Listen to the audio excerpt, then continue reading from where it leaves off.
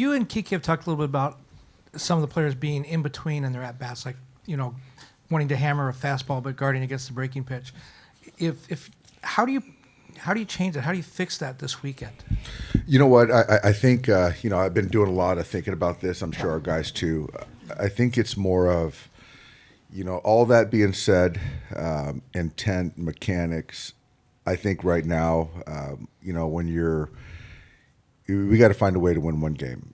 And I could dive into my thoughts, but I think at the end of the day, they've just got to compete and fight in the batter's box. And it's one-on-one, the hitter versus the pitcher, and that's it. I think that, that sort of mindset is all I'll be looking for, and, and expect good things to happen from that. Yep. Sonia, third row in the middle. Hey Dave, could you see any more lineup changes to try to spark something, or is the way you see it, it kind of has to be on those 9 guys to get something? I might change it up a little bit, but I'm contemplating, but I'm still kind of up in the air, so it could be a little bit of a change. And you talked yesterday about the possibility of Shohei being available in relief. Could that be as soon as tomorrow, Game 6, or? We'll see how he comes in tomorrow. But, right now, obviously, when you're facing elimination, then you've got to have those conversations. So whatever it takes for us to win tomorrow, and obviously, Yama's going, and then we're going to do whatever we can to put our best foot forward on the run prevention side, and then on the creation side and scoring runs too.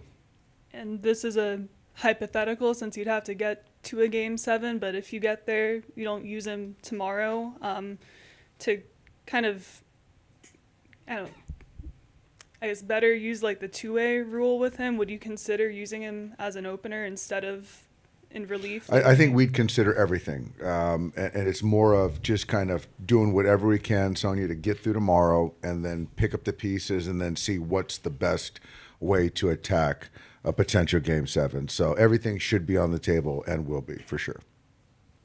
Questions? We'll go to Bob here on the third row. Hey, Dave, with everything you guys have gone through this year with the injuries, the pitching problems, on your way out here, did you ever think, hey, it's supposed to wind up this way? It wasn't supposed to be easy. This is only natural. Yeah, absolutely. I think that I'm in good spirits. Our coaches are. What better way to win the World Series in Game 7? But we got to win tomorrow. And the thing that's encouraging for me is I know I gave our players an option to not work out today, because of, the long series and 18 innings and travel and all that stuff. And not one guy took the option. So that was pretty exciting for me, and just speaks to where these guys are at, that, they realize that the job's not done, and we're going to keep going and keep fighting. In the back row. Hey, Dave, you touched on mindset a little bit, so I was wondering, what do you think the right way to approach a back against the wall situation is? Do you need to have that little extra fight with the season on the line, or do you want to keep it not too high, not too low, play the same game as always? I think elimination games, which we've had a lot of experience with, is all mindset. I really do. It's fight or flight. It's whatever adage or saying you want to kind of come, leave it all out there. It's certainly not war. I'm not trying to compare that to war, but in our world, in our small world of baseball, it is war, and so that's the mindset for me. It's all mindset. Kirsten on the left side. Dave, Freddie was talking about it last night, just kind of going back to 2024, in which the NLDS forcing that, or Game 4, then forcing a Game 5 against the Padres. When you think about just what you guys learned from that one, is there something that either you see in this team that maybe was similar to kind of how you guys were able to fight back in that series to win it, so then, of course, move on, or what just kind of stands out to you about that moment that you could take into tomorrow? I think in that moment and other moments like that, the urgency of every play. I think that's something that we're in a position right now, we don't have any margin. And so with that, everything is going to be heightened. So I think that the extra focus that we need to have will be there tomorrow night. And so that's something as a takeaway for me in some of these elimination games. Back row in the middle of the room. Hi, Skip. Thank you for your time. Back to Shohei, I'd like to make sure, so you haven't discussed about pitching with him yet.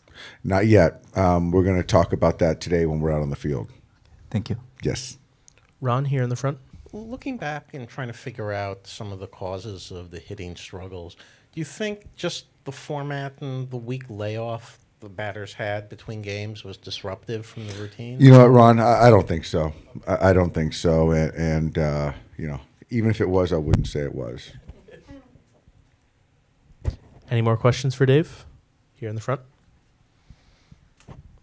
Second bite of the apple, Dave. Can you talk a little bit about when did you guys arrive here? When did the plane land? And I think the players got here maybe at like 7 a.m., something like that. And then we arrived probably about an hour ago, the Pretty coaches.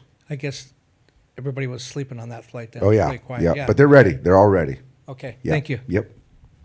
And we'll take one more question here in the middle on the left side. Hi, Dave. One more thing about the Shohei.